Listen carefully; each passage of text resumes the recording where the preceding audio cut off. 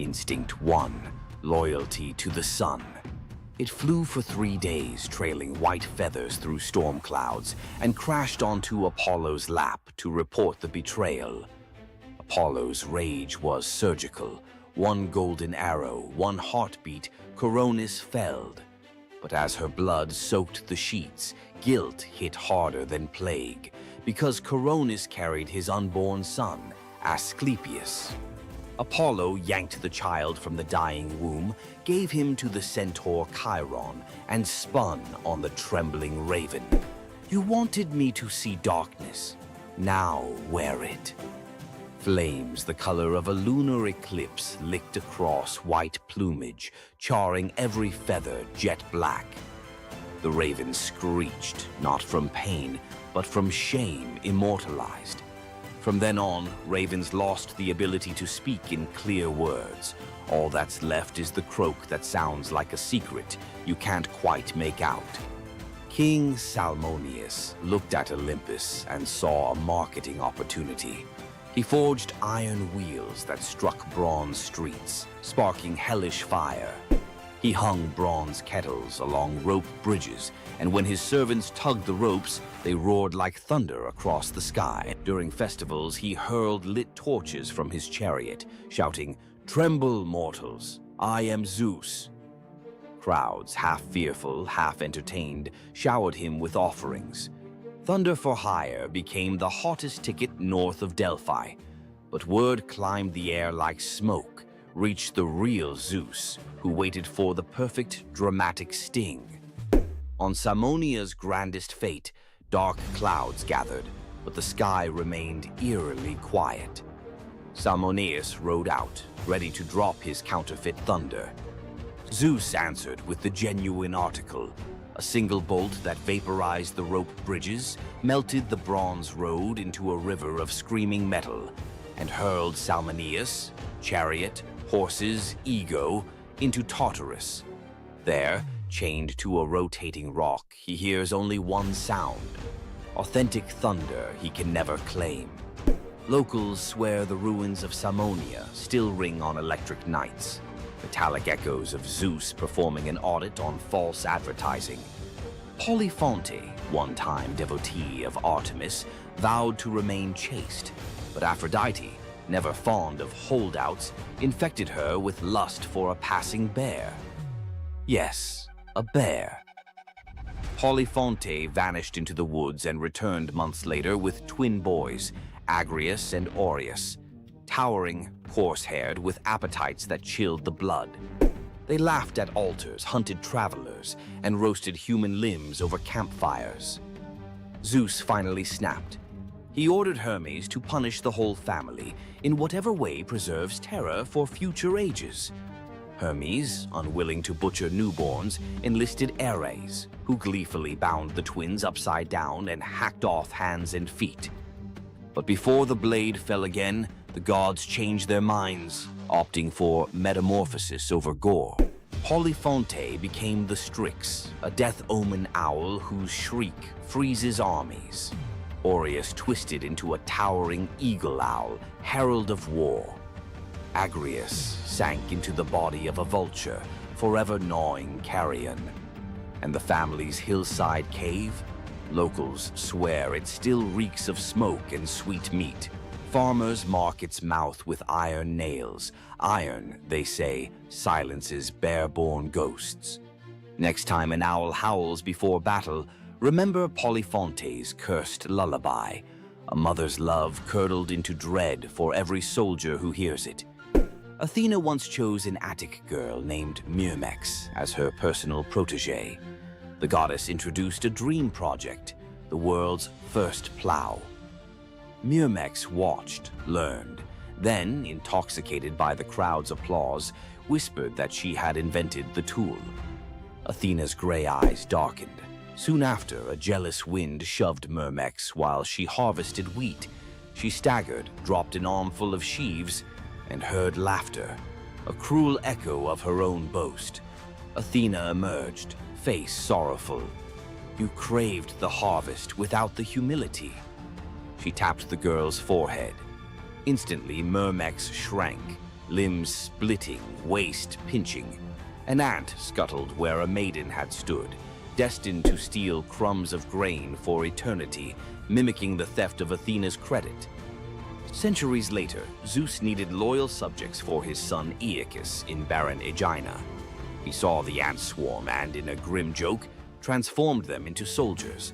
The Myrmidons, silent, disciplined, famous under Achilles at Troy. The bravest army in myth owes its origin to a single boastful sentence. Medusa grew up alongside the breathtaking Adonis under the roof of King Cinyras. Where Adonis was radiant, Medusa was steady, god, confidant, brother in all but blood. When a boar gored Adonis in Aphrodite's sacred grove, every flower dimmed, and Medusa felt his chest collapse inward. Days later, they brought Adonis's body home. Medusa strung a rope from a pomegranate tree and hanged himself, grief carving deeper than any tusk. His wife Pelea followed. Aphrodite arrived, drenched in her own tears, too late to save them, but not too late to transform them. Medusa became the apple tree, branches heavy with fruit the color of heart blood. Pelea became the dove, eternal companion to Aphrodite, cooing in the apple's boughs. Their infant son, also named Medusa, was spared and ordered to Delos to teach islanders the craft of shearing sheep. Ever since, Greeks call flocks mela in his honor. Legend says when an apple falls perfectly into a lover's open palm, Medusa is granting a fragment of his devotion, a reminder that love can be both sweet and lethal. Every crunch echoes a heartbreak older than history. Careful who you offer an apple to. Aphrodite might just be listening. Which boundary breaker freaked you out most? Drop your vote below. Smash like if you'll think twice before faking thunder. Subscribe for Forgotten Monsters next week, and ring the bell. Unlike Melinoe, notifications haunt only by day. See you in the echoes. Imagine a woman so terrifying that a single glance from her could turn anyone into stone. Medusa, a name that echoes through history as a monster, a villain, and a symbol of pure horror. But what if everything you thought you knew about her was wrong? Medusa wasn't always a monster. Her story is one of betrayal, injustice, and a curse she never deserved. She wasn't born a villain. She was made into one by the gods themselves. But even as a victim, she found a way to turn her tragedy into power. Today, we'll unravel the myth of Medusa and discover the deeper truth behind her story. From her tragic origins to her transformation into a feared Gorgon, to her epic confrontation with Perseus. This is the tale of Medusa like you've never heard it before. Long before the snakes, before the curse, Medusa was a mortal woman of extraordinary beauty. She wasn't born a monster. She was born human, the daughter of the sea gods, Phorcys and Ceto. While her sisters, Stheno and Euryale, were immortal Gorgons, Medusa stood apart as the only mortal among them. But it wasn't her mortality that set her apart. It was her beauty. Medusa's golden hair, radiant complexion, and striking eyes captured the attention of everyone, even the gods. She served as a priestess in the temple of Athena, goddess of wisdom and war, vowing to remain pure and devoted to the goddess. This is where her life took a tragic turn. According to the myth, Poseidon, the god of the sea, became infatuated with Medusa. Overcome by desire, he pursued her relentlessly, and one fateful day he cornered her in Athena's temple. Medusa, defenseless, could not escape his wrath. But instead of protecting her, Athena turned her fury against Medusa. The goddess, enraged by the desecration of her temple, cursed Medusa for what had happened, punishing the victim instead of the perpetrator. Athena's curse transformed Medusa into a Gorgon, a being so hideous that no one could bear to look at her. Her golden hair turned into a nest of venomous snakes, and her eyes became so powerful that a single glance could turn living creatures to stone. This moment defined Medusa's new existence. Once revered for her beauty, She was now feared and hunted as a monster. But beneath the horror of her transformation lay a deeper question. Was Medusa truly cursed, or had she been given a weapon to defend herself in a world that had betrayed her? Medusa fled from civilization, retreating to a remote island where she lived in solitude. Here she came to terms with her new form and the terror it inspired. The snakes in her hair hissed constantly, and her reflection, once a source of pride, was now a weapon she couldn't dare to look at. But the world wouldn't let her rest. Tales of the monster of the island spread across Greece, and soon warriors came seeking glory by trying to slay her. None succeeded. Each challenger who entered her domain fell victim to her petrifying gaze, their bodies forever frozen in stone. Medusa's life became one of survival, fending off those who sought to destroy her while grappling with the isolation of her curse. She was trapped in a cycle of violence she didn't choose, but couldn't escape. As the years passed, Medusa's story became twisted. In the eyes of mortals, she was no longer the victim of a cruel curse, but a monster to be feared. The tragic young woman was lost to legend, replaced by the image of a terrifying villain. Enter Perseus, a young demigod with a destiny to fulfill. Tasked with bringing back Medusa's head as proof of his strength, Perseus embarked on a perilous journey to find her. But unlike the warriors before him, Perseus wasn't relying solely on his skill. He had the favor of the gods. Athena and Hermes provided Perseus with gifts to help him on his quest. Winged sandals to fly, a reflective shield to avoid Medusa's gaze, and a sword sharp enough to cut through anything. Most importantly, he was given a magical bag to safely carry her severed head. Perseus's journey to Medusa's lair was filled with danger, but none compared to the final challenge, facing the Gorgon herself. When Perseus arrived, Medusa was sleeping. For the first time in years, she looked peaceful, an almost human reminder of who she once was. But Perseus couldn't afford to hesitate. Using the reflective shield as a mirror, he avoided her petrifying gaze and struck with precision, severing her head in one swift motion. The blood that spilled from Medusa's neck gave birth to two incredible beings, Pegasus, the winged horse, and Chryser, a golden giant. Even in death, Medusa's body produced miracles, a testament to the power she had carried within her. Perseus carried Medusa's severed head back to Greece, where it became both a trophy and a weapon. Her gaze retained its power, turning enemies into stone, and Perseus used it to defeat his foes and protect his people. But Medusa's story didn't end with her death. Over time, her image transformed from that of a monster to a symbol of strength and defiance. Women, especially, began to reclaim her story, seeing her as a figure who resisted the gods and survived unimaginable betrayal. Today, Medusa is more than a mythological figure. She's an icon. Her face appears in art, literature, and even modern movements that challenge systems of power and oppression. But the question remains, was Medusa truly a monster, or was she a victim of a world that feared her power? Medusa's story is a reminder that myths are more than just tales of gods and heroes. They're reflections of human nature, of the injustices and triumphs we still see today. So, what do you think? Was Medusa a villain, or was she a misunderstood symbol of resilience? Leave your thoughts in the comments. Give this video a like if you found her story as fascinating as we did. And don't forget to subscribe to the channel for more deep dives into the myths and legends that continue to shape our world. Until next time, keep questioning, keep exploring, and keep looking beyond the surface. Ever wondered what it would be like to walk through the ancient world and encounter mythical creatures from Greek mythology? Get ready to meet the beasts that shaped legends. In Greek mythology, creatures were more than just beasts.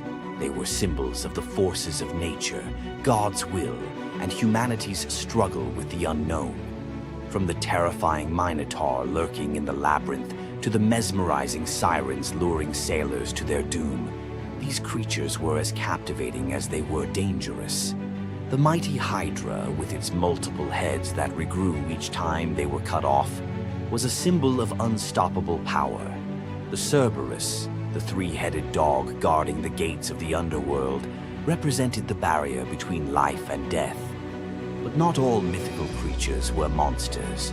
The graceful Pegasus, a winged horse born from the blood of Medusa, symbolizes freedom and the pursuit of the heavens. These creatures still live on in our stories, haunting the shadows of ancient Greece and whispering through the winds of time. Which Greek mythological creature fascinates you the most? Share your thoughts and don't forget to subscribe for more legendary tales from Greek mythology. You thought fairy tales were magical. Think again. The real origins of these classic tales are disturbing, gruesome, and filled with horror.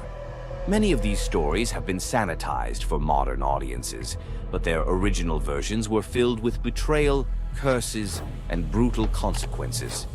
From Pinocchio's horrifying fate to the true story of Bluebeard, let's dive into the darker side of fairy tales that history tried to erase. Fairy tales weren't always about happily ever after. Many of them were cautionary tales, warning of real dangers, human cruelty, and supernatural horrors. 1. The original Pinocchio, a gruesome fate.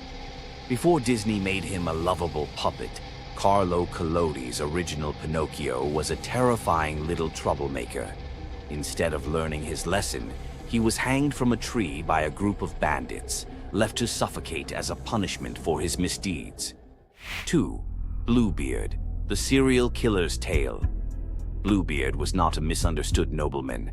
He was a full-blown serial killer. In Charles Perrault's version, Bluebeard marries multiple women and forbids them from entering one locked room.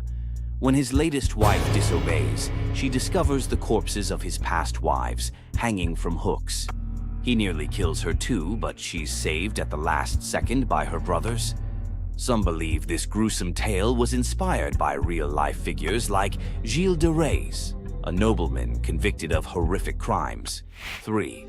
The Pied Piper, a tale of mass disappearance. The Pied Piper of Hamelin was not just about a man who played music to lead away rats. He also took the children. In some versions, the town refuses to pay him for his services, so he takes revenge by luring all of their children into a cave, where they are never seen again. Historians believe this could be based on a real event, where an entire group of children from Hamelin mysteriously vanished in the Middle Ages. 4. Rumpelstiltskin, a vengeful trickster. In the original versions of Rumpelstiltskin, when the young queen guesses his name, he doesn't just leave. He flies into a rage so intense that he tears himself in half. In some versions, he stomps on the ground in fury, falling into a pit and disappearing forever. His obsession with taking the queen's child has led some to believe he wasn't just a trickster, but something far darker. 5. The Robber Bridegroom, a wedding night nightmare. This lesser-known grim tale tells the story of a young woman forced to marry a wealthy man. Suspicious of her husband-to-be, she follows him to his home, only to discover that he and his band of robbers murder and eat women. She watches in horror as they butcher a young girl, cutting her into pieces. Luckily, she escapes and exposes them, leading to their execution. 6. The Juniper Tree, a tale of cannibalism and revenge. One of the most horrifying grim fairy tales, The Juniper Tree tells of a stepmother who decapitates her stepson, cooks his body, and feeds it to his unsuspecting father. The boy's sister buries his bones under a juniper tree, and from the tree the boy returns as a vengeful spirit, transforming into a bird and dropping a millstone on his stepmother, crushing her to death. 7. The Girl Without Hands, a story of betrayal and survival. In this disturbing fairy tale, a poor man accidentally sells his daughter to the devil in exchange for wealth. When she resists the devil's temptations, her own father chops off her hands to fulfill the bargain. Eventually, she escapes, gains magical silver hands, and finds a happier fate, but not before enduring unimaginable suffering. Why were these stories so disturbing? Fairy tales weren't just for children. They were warnings, morality lessons, and sometimes outright horror stories meant to instill fear and obedience. Over time, many of them were altered, softened, or rewritten to make them more acceptable. Which of these dark fairy tales shocked you the most? Want to uncover more forgotten stories and chilling legends? Subscribe now and dive into the forgotten history of fairy tales. Athena, the goddess of wisdom, war, and strategy, was one of the most powerful deities in Greek mythology. Feared by enemies, honored by heroes, and even challenging Zeus himself, Athena's legacy shaped legends, wars, and the very foundations of civilization. But was she truly a goddess of justice, or was there a darker side to her wisdom? Let's dive into the real story of Athena. Athena wasn't born like other gods. She burst fully grown from Zeus's head, armed with a spear and shield, a goddess of war and wisdom from the very start. But her story is more than just divine power. It's one of strategy, conflict, and influence that shaped the Greek world. The protector of heroes, Athena wasn't just a warrior. She was a tactician, a guide, and the ultimate ally to heroes. She helped Odysseus outwit the gods, gave Perseus the shield to defeat Medusa, and was the unseen force behind many Greek victories. The battle for Athens, Athena and Poseidon competed for control of the greatest city in Greece. Poseidon offered a mighty ocean, but Athena gave the olive tree, a symbol of wisdom and prosperity. The people chose her gift, and Athens was named in her honor. The merciless judge? Athena may have been wise, but was she just? When Medusa was assaulted in her temple, Athena didn't punish Poseidon, she punished Medusa, turning her into a monster. Later, she created the first court of law, showing her power wasn't just in battle, it was in justice, law, and politics. Wisdom and war, always balanced. Unlike Ares, the god of chaos and bloodshed, Athena's warfare was tactical, calculated, and precise. She was the goddess of the battlefield, but also the goddess of philosophy, craftsmanship, and knowledge, a balance between violence and intelligence. Her lasting legacy, Athena's symbols, the owl, the shield, and the olive tree, still represent wisdom, strategy, and peace today. The Parthenon, her great temple, still stands, and her influence can be seen in modern philosophy, war strategy, and even democracy itself. Athena wasn't just a goddess of wisdom. She was a warrior, a ruler, and a force that shaped civilizations. But was she truly wise, or just the ultimate strategist who always got her way? Want more deep dives into legendary gods and goddesses? Subscribe now and uncover the myths and realities of ancient deities. Welcome back, lore hunters. Tonight I'm unwrapping some myths that slip through the cracks of pop culture, tales so rich you could live in them for weeks. Let the veils fall. Old Phaon hauled passengers between Lesbos and Asia Minor in a skiff patched more than a beggar's coat. One dusk he carried an aged woman for free when storms canceled the rich man's coin. She touched his wrist, her skin warmed like sunrise. That crone revealed herself as Aphrodite. Payment: an alabaster jar of rose-scented balm. Phaon rubbed a dab on his temples. Waves reflected a new face, jaw sharp, curls ink black. Word of the god-veined ferryman blitzed across isles. Queens queued for night voyages. Fame fed on humility until none was left. Phaon mocked old lovers, hiked his fares, painted his hull with gold leaf. Aphrodite, hearing temple incense now dedicated to Phaon instead of herself, revisited, this time as a scarred sailor claiming poverty. Rebuked, she cursed the balm to invert. Every admiring gaze would now age him a year. By next moon, the once idol looked like driftwood. He vanished, some say into the straits whirlpool, others into a hermit cave. Poets still swear his ghostly skiff appears on starless nights. You board, you arrive at dawn a decade older, pockets full of rose petals that rot before noon. Queen Althea of Caledon screamed through her labor as the hearth fire hissed. From the embers, a coal spat out, a single firebrand the length of a dagger. The fates appeared, scissors glinting. Lachesis measured the newborn's life against that coal. Clotho whispered, when the wood is ash, the boy is dust. Althea snatched the brand, quenched it in a silver urn, and hid it under her bed. The baby, Meleager, grew into a spear god in the training yard. None but his mother guessed why storms seemed to pause for him. Years later, Artemis loosed a boar monstrous as a siege tower to punish King Oeneus for a skipped sacrifice. Hunters from every Greek polis gathered. Meleager led, eyes bright as forge fire. Among the heroes strode Atalanta, swift, lethal, and female, an affront to the older princes. In the thicket, Atalanta's arrow struck first blood. Meleager's spear finished the beast. He offered her the pelt. Male egos erupted. Two of Meleager's uncles drew blades. Meleager defended the huntress, slaying his own kin.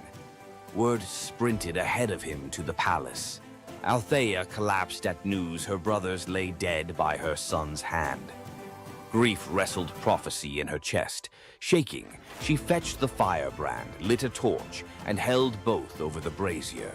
Her love warred her rage for 9 heartbeats. On the 10th, she let the wood slip. Miles away, Meleager felt his marrow ignite.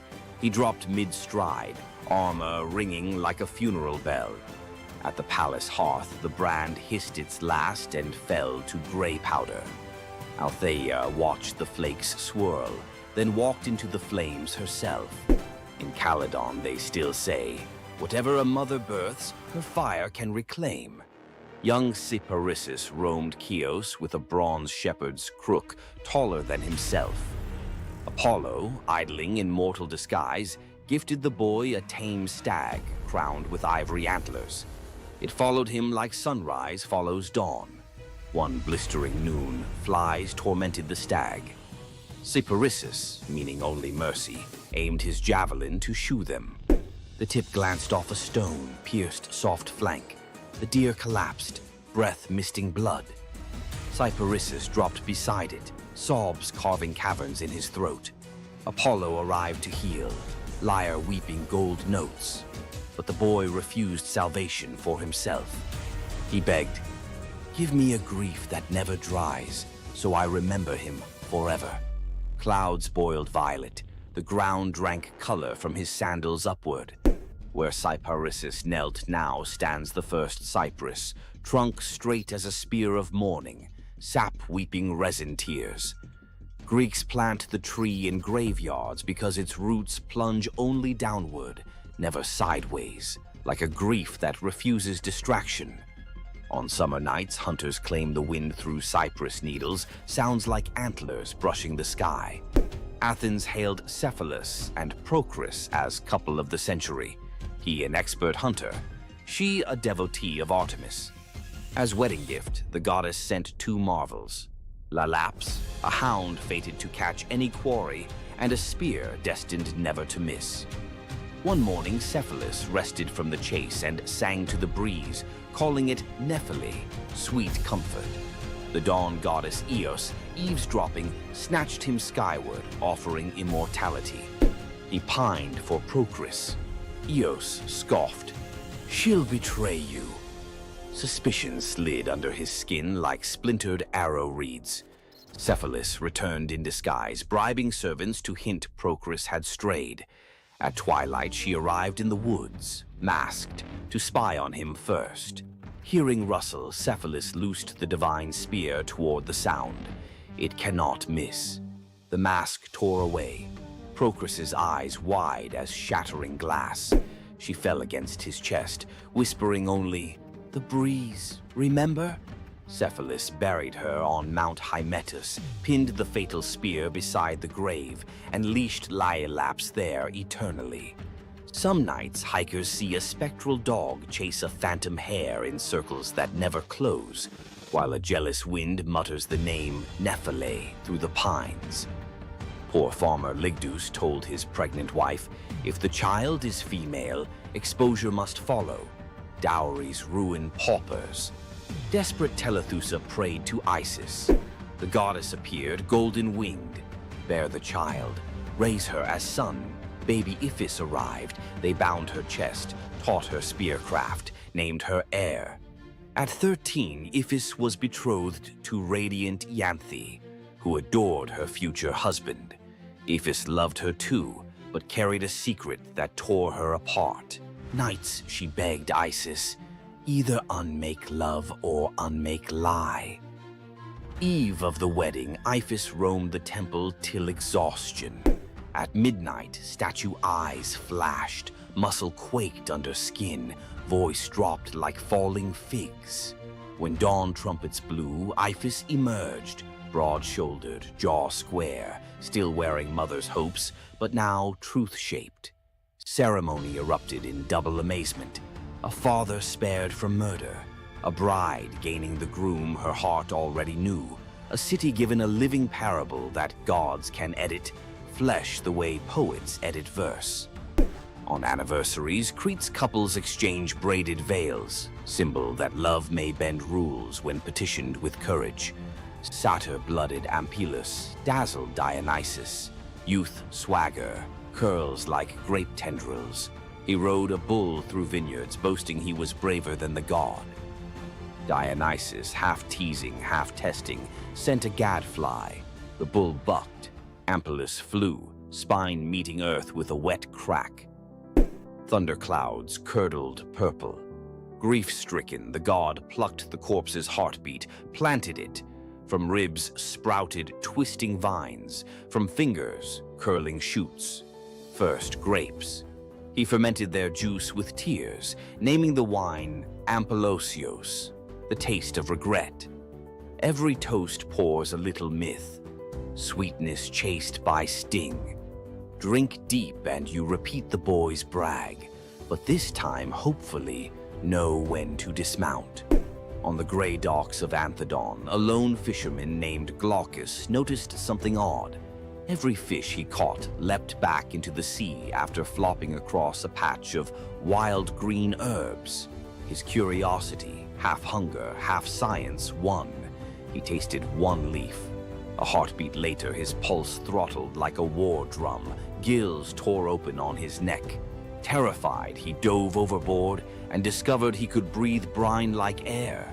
In the midnight blue below, sea deities gathered, nereids swirling like living lace, old Phorcys with crab shell crown. They greeted the newcomer, then forced a cup of ichor on him. Drink, forget the shore. Visions blitzed his skull, shipwrecks yet to come, lovers yet to drown. Prophecy is a toxin that never metabolizes. Glaucus tried to surface, to hug his aging mother, but every wave slapped him back. Barnacles crusted over his old rowing calluses. He practiced his new craft instead, whispering tides to sailors, trading secrets for offerings of bronze and bread that sank unreachable. Legend says if you stare into rough surf and hear your own name, it's Glaucus warning you to turn home. Ignore him, and you join his choir. Another voice lost to the deep. In Attica ruled Periphas, so just that subjects built temples to him, not Zeus. Offerings piled higher than to Olympus. Flattery sharpens divine talons. Thunderhead over the palace. As lightning coiled to strike, Apollo intervened. Spare the righteous, punish the praise. Zeus relented, halfway. Before the court's eyes, Periphas's flesh rippled into plumage, arms broadened into stormbreaker wings. His queen begged accompaniment, became an osprey. Throne room glittered with abandoned gold. Zeus decreed the new eagle his personal herald. Immortal, hungry for serpents of hubris. Every lightning flash, Tradition holds Periphas scouts ahead, making sure no mortal altars bear the wrong name again. Arcadian huntress Callisto pledged lifelong virginity to Artemis. Oaths echo loudest in forest silence. Zeus, disguised as Artemis, tricked Callisto when her secret pregnancy showed. The real goddess burned with double fury, betrayed and impersonated. Artemis transformed the girl into a shaggy bear. Callisto's newborn, Arcus, left human. Years later, on a hunt, Arcus drew bow at the lunging bear, unaware it was his mother. Zeus intervened, flinging both into the sky as Ursa Major and Ursa Minor. They circle Polaris forever, never touching, an eternal near miss engraved in stars. Notice how each story spins one spindle. Desire collides with destiny, and form shatters. Greek myth isn't merely about gods showing off, it's about limits, and the instant you cross them, reality melts and recools into shapes that remember the crime. Which of tonight's transformations branded you hardest? Firebrand, spear, cypress, rose curse, or braided veil? Write its name in the comments, but add one line. If this myth were my life lesson, I'd finish the sentence. Best confession gets read on next episode, immortal as any Greek hero. Slap that like if you felt the heat of Meleager's log or the sea spray of Phaon's oars. Subscribe and ring the bell so the algorithm threads your name into our next tapestry. Remember, stories are sparks. Hold them too lightly and they fade. Grip them too hard and they burn. Find your balance. See you in the weave. Imagine being one of the greatest hunters in the world, known for your unmatched speed and skill. But despite all your abilities, your destiny is determined by a simple golden apple. Let me tell you the tragic tale of Atalanta, the huntress who couldn't escape her fate. Atalanta was abandoned at birth by her father, Zeus, who didn't want a daughter. Left to die in the wilderness, she was raised by a she-bear, learning to hunt and survive. As she grew, Atalanta became a legendary warrior, her skills in hunting unmatched. But no matter how great she became, she could never escape one thing, her prophecy. A prophecy foretold that Atalanta would only marry a man who could outrun her in a race. As the years went by, many suitors came, eager to win her hand. But Atalanta, fiercely independent, defeated them all. Her speed was unbeatable, and no man could match her skill. Then came Meleager, a brave hero who had heard of Atalanta's strength and beauty. Unlike the others, he didn't boast about his abilities. Instead, he came prepared with a plan. Meleager, knowing Atalanta's curse, asked the goddess Aphrodite for help. She granted him 3 golden apples, which he used to distract Atalanta during their race. As Atalanta raced ahead, confident of her victory, Meleager tossed the apples one by one in her path. The golden apples were so beautiful, they distracted Atalanta just enough to slow her down. In the end, Meleager won the race, and Atalanta was forced to marry him, despite her reluctance to give up her independence. But the story doesn't end in happiness. Atalanta and Meleager's marriage was plagued with regret. Atalanta, still driven by her need for freedom, felt trapped by the very love she couldn't escape. And in the end, Meleager, whose destiny was also marked by the gods, tragically died before she could ever truly be free. Atalanta's story is a tale of love, fate, and the clash between personal destiny and desire. Despite her unmatched strength and independence, her fate was sealed by love, and her story remains a tragic reminder of how even the most powerful can be brought down by what they cannot control. If Atalanta's bittersweet story of fate and love left you in awe, subscribe for more untold Greek myths and the heroes who shaped the ancient world. Loki's punishment was brutal. Bound deep within a cavern, his body lashed to 3 jagged rocks with the entrails of his own son. Above him, A serpent hung poised, venom dripping relentlessly onto his exposed skin. This scene, drawn from the poetic Edda and the prose Edda, became a symbol of both divine vengeance and suffering that echoed through Norse legend. But the gods never counted on one presence: Sigyn, Loki's faithful wife.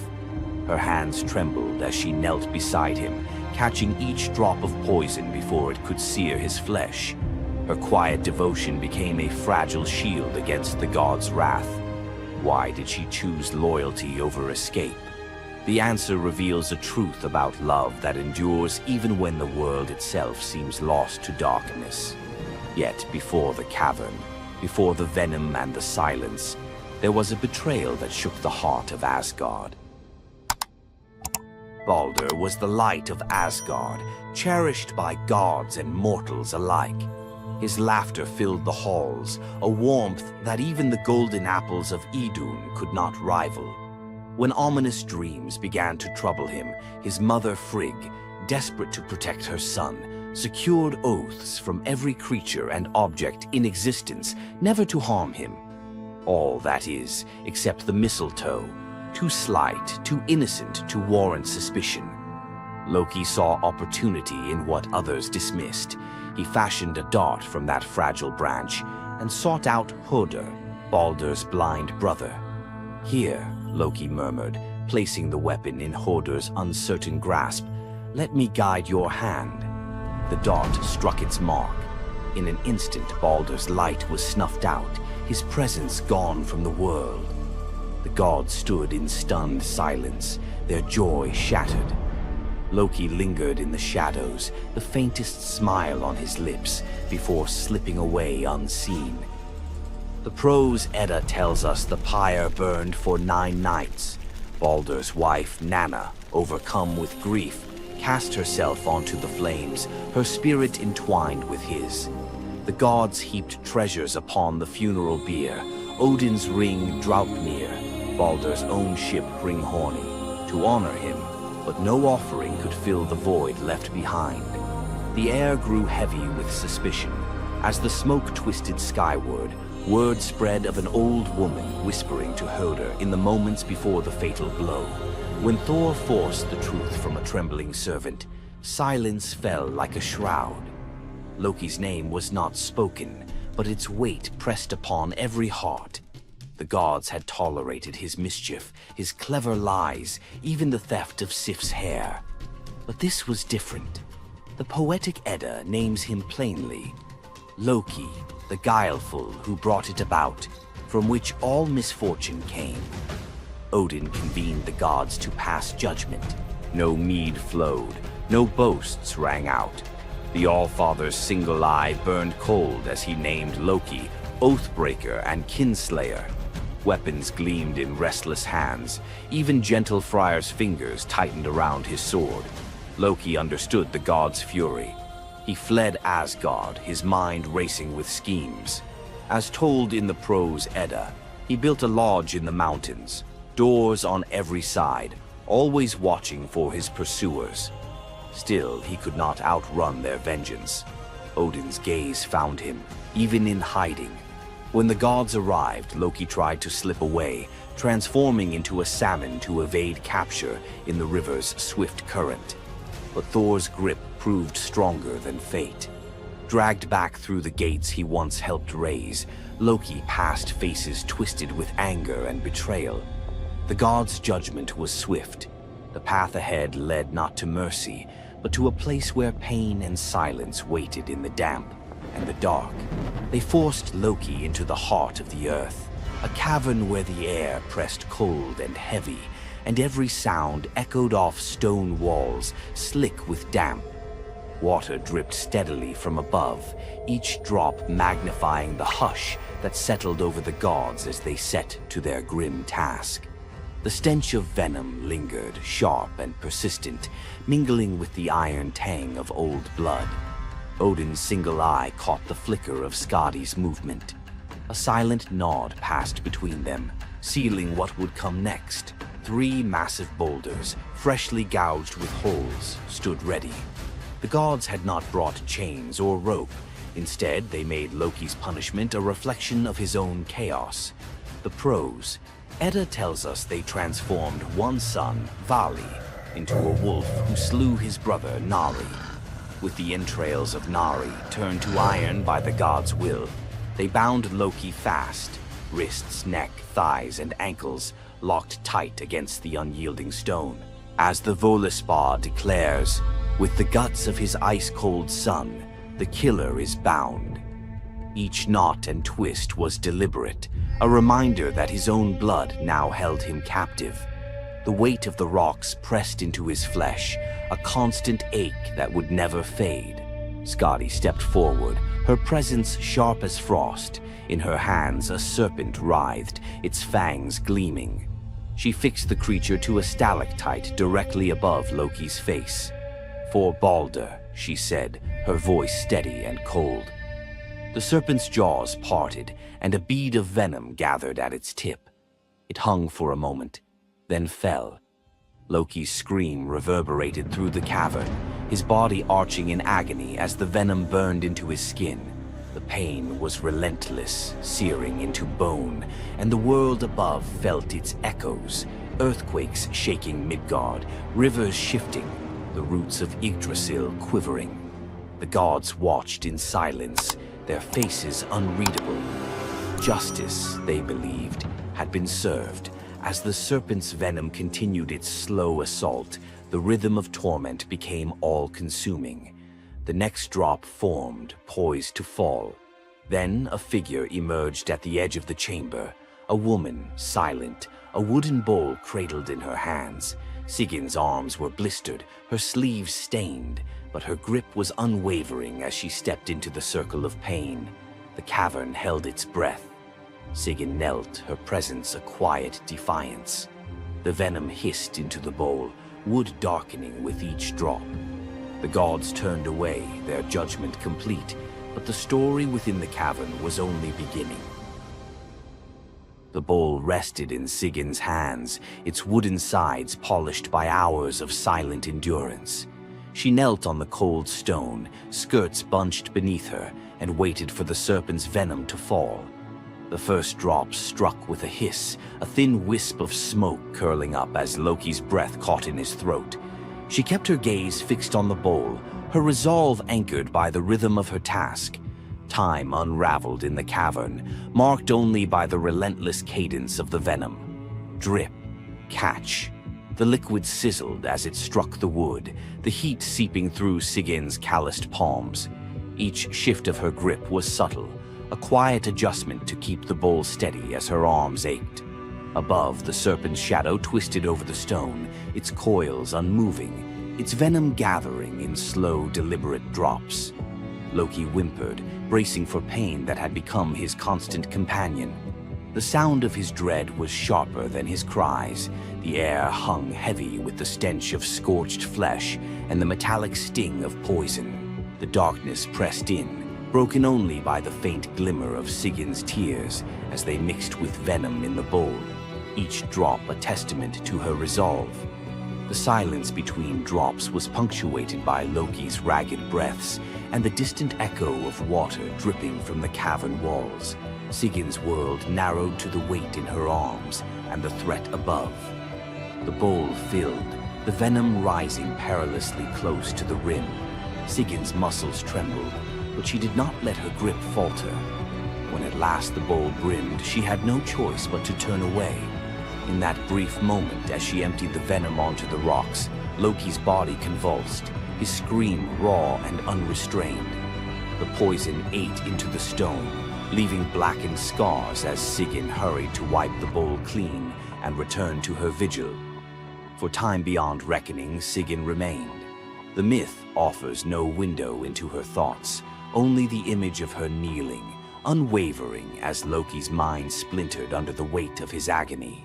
Was she remembering laughter in sunlit halls, or simply unable to imagine leaving him alone in the dark?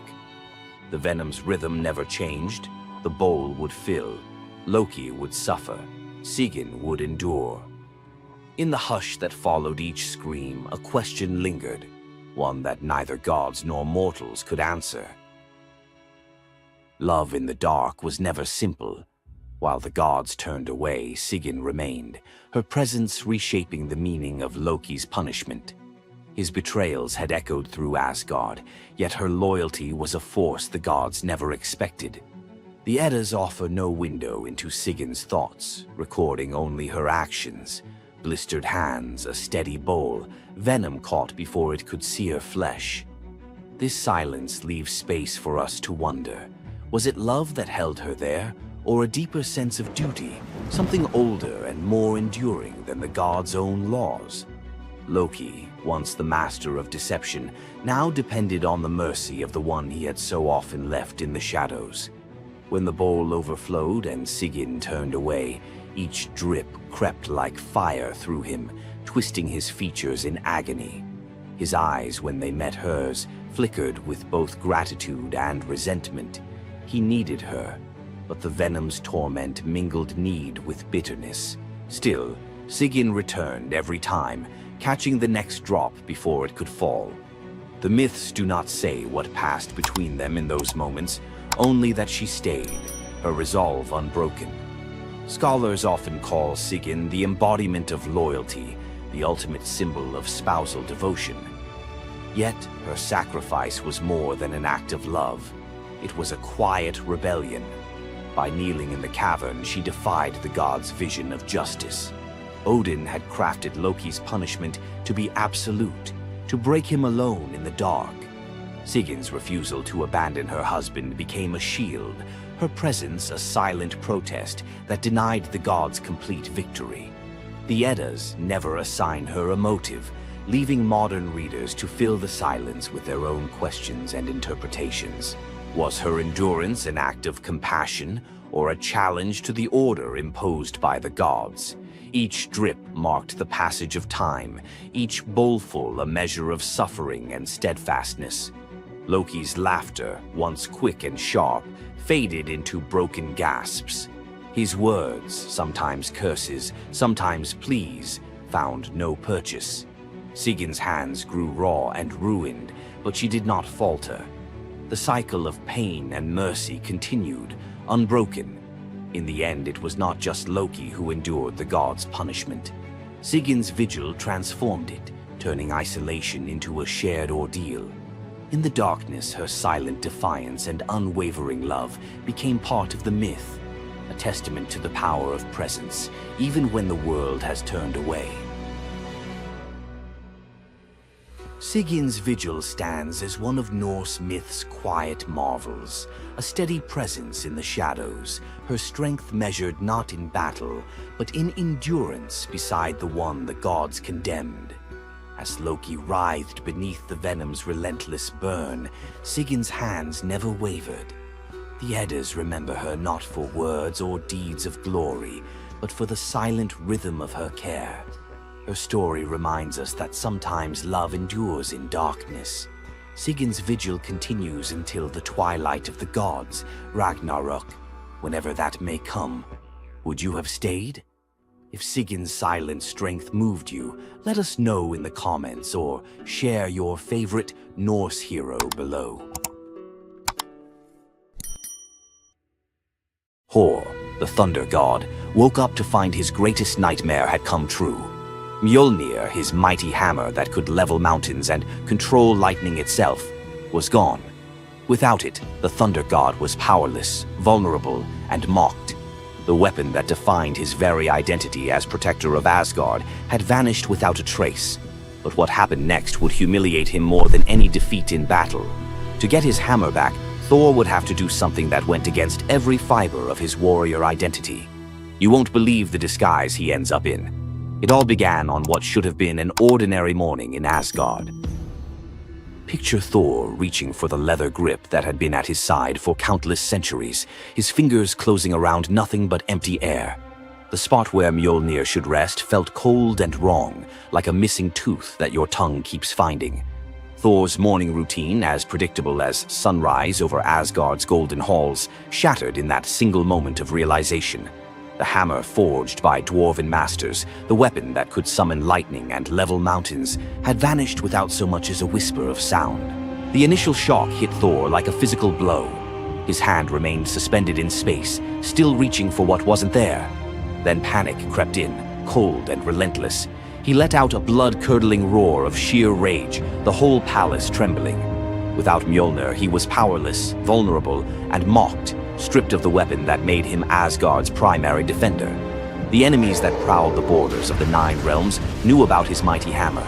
They counted on Thor's strength to keep them at bay. Now that strength was gone. Word spread through Asgard's halls faster than wildfire. The other gods gathered in emergency council, their faces grave as they grasped the full scope of the crisis. Odin's ravens had brought no news. The watchmen at the gates had seen nothing. Mjolnir had simply disappeared, as if it had never existed at all. The assembled gods understood what Thor's loss meant for their realm. Asgard stood vulnerable, its greatest protector reduced to a shadow of his former self. Loki stepped forward through the crowd of worried gods, his familiar, cunning smile playing at the corners of his mouth. He offered to investigate the theft using his shape-shifting abilities, volunteering to venture where other gods could not go undetected. The council accepted his proposal immediately, desperate for any lead in their search. Thor watched his brother prepare for the mission, knowing that Loki's success or failure would determine his own fate. Loki first borrowed Freya's magic feathered coat, allowing him to fly in falcon form to Jotunheim without raising alarms. Each dead end pushed Thor deeper into desperation. He imagined facing his enemies defenseless, their laughter echoing as they realized the thunder god carried no thunder. The trail finally led to the most dangerous territory of all, Jotunheim, the realm of the giants. Loki strode into the council chamber with the confident gait of someone who had solved a mystery, but his expression carried an ominous weight. The giant Thrym, lord of the frost giants, had openly boasted about his theft from his massive throne of ice and stone. He had buried Mjolnir 8 leagues beneath the frozen earth of his realm, thrice deeper than any giant's hall, he claimed, placing it where even Thor's strength would be useless. Thrym had what he thought was a simple demand for the Norse gods.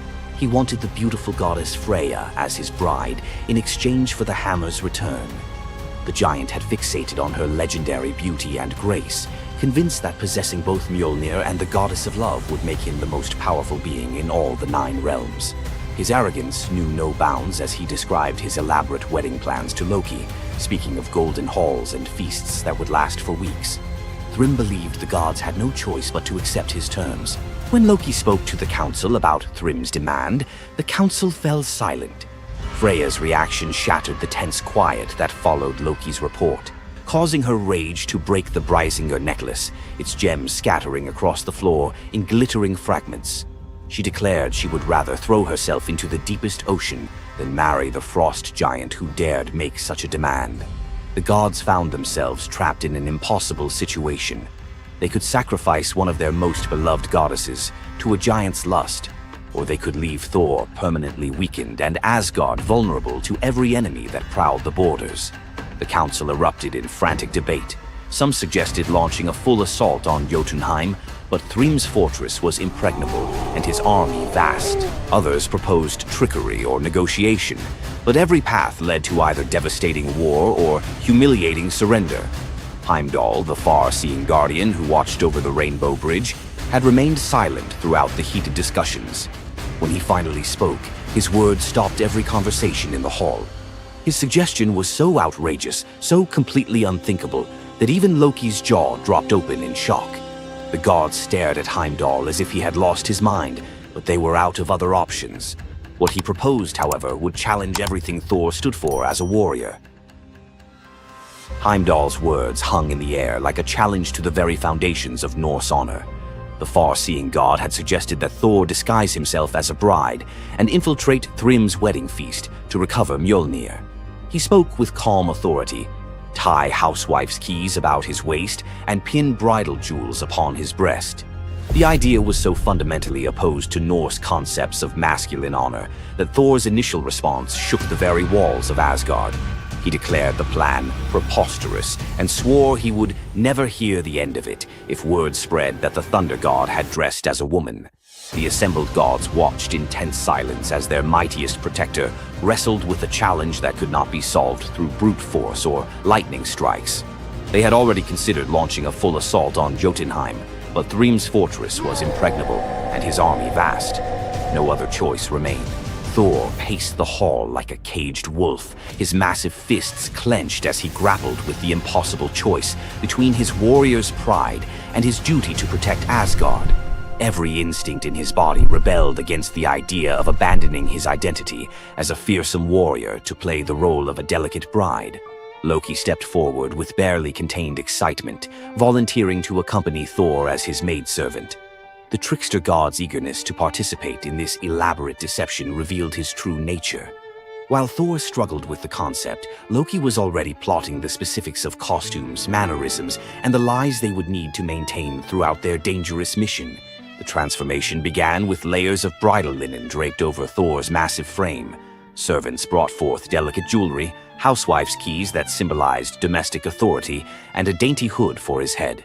Finally came the precious necklace of Brisingar.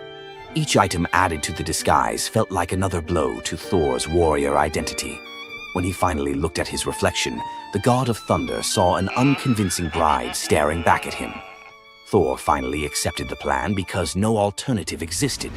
The unlikely pair prepared to set off for enemy territory, where their deception would face its ultimate test among giants, eager to celebrate their lord's triumph.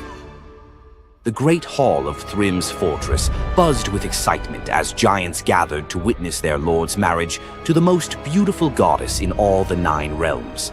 Thor sat at the high table in his bridal disguise, surrounded by massive frost giants who raised their drinking horns in celebration.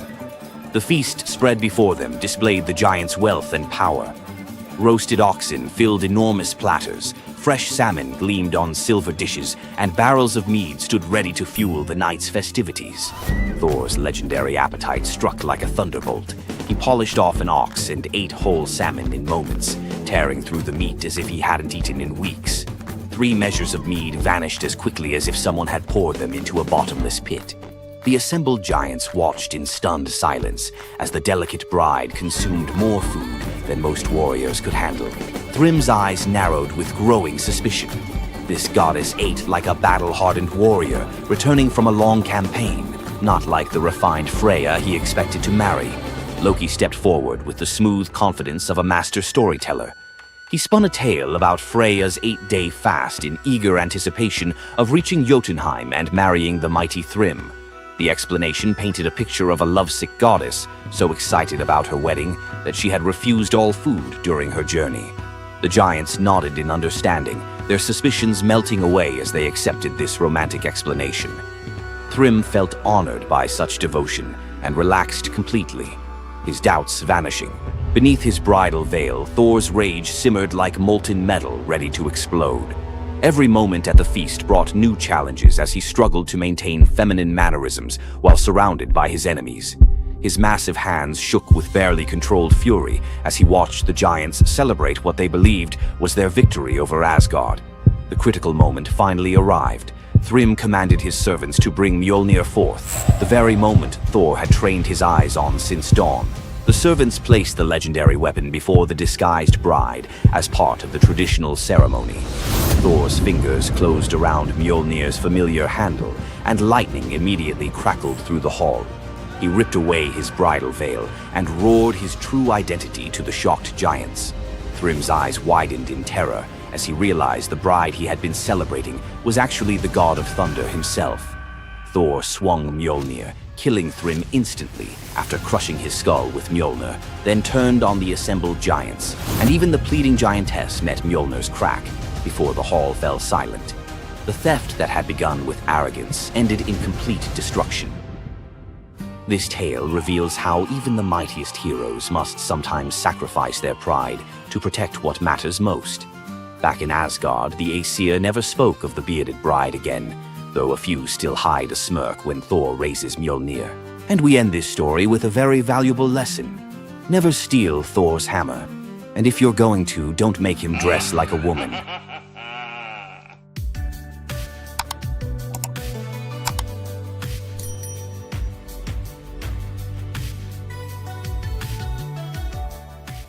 What makes Zeus, the mighty king of the Greek gods, one of the most fascinating figures in mythology? Is it his unparalleled power over the skies, his cunning strategies, or the sheer drama of his endless affairs? While his tales are legendary, there's one story that stands out: the epic battle that earned Zeus his throne, the Titanomachy. This isn't just a story of a god's rise to power, it's a tale of rebellion, alliances, betrayal, and the ultimate struggle between two generations of divine beings. Stay with us as we dive into the myth of the Titanomachy, Zeus's role in overthrowing the Titans, and the secrets that shaped his reign. Before Zeus became the king of the gods, his father, Cronus, ruled the cosmos. Cronus